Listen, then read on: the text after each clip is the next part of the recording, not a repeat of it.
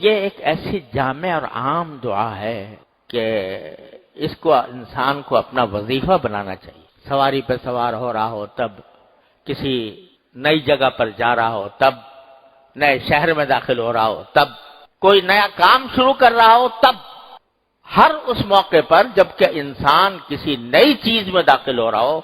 تو اس کو یہ دعا مانگنی چاہیے، رب ادخلنی مدخل صدق واخرجنی مخرج صدق واجعل لی من لدنک سلطانا نصیرا۔ تو ایک تو یہ ہے کہ اچھی طریقے سے داخل ہوں اور نکلوں تو اچھی طرح نکلوں،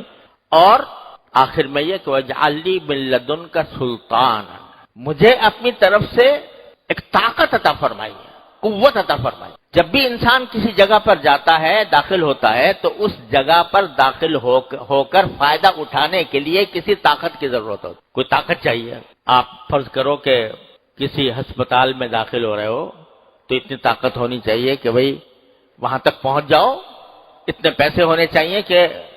اس کی ادائیگی کر دو، ڈاکٹر تک تمہاری رسائی ہو جائے۔ طاقت ہونی چاہیے، ہر چیز میں طاقت کی ضرورت ہے،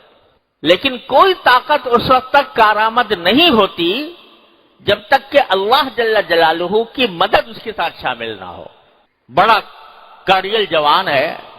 طاقتور ہے، قوت سے بھرپور ہے، لیکن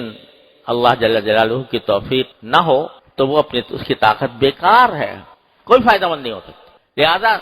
صرف طاقت نہیں مانگی کہ طاقت دے دیجئے، بلکہ ایسی طاقت دیجئے جس کے ساتھ آپ کی مدد ہو۔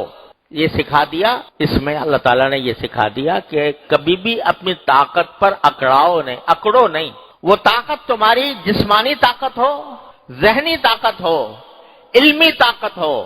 کوئی بھی طاقت ہو، اس پر اگر اترا گئے کہ میں تو بڑا طاقتور ہوں اور میں ساری دنیا کا مقابلہ کر سکتا ہوں، اگر تم اس پر اترا گئے کہ یہ میرا کمال ہے، میری طاقت ہے، میری قوت ہے،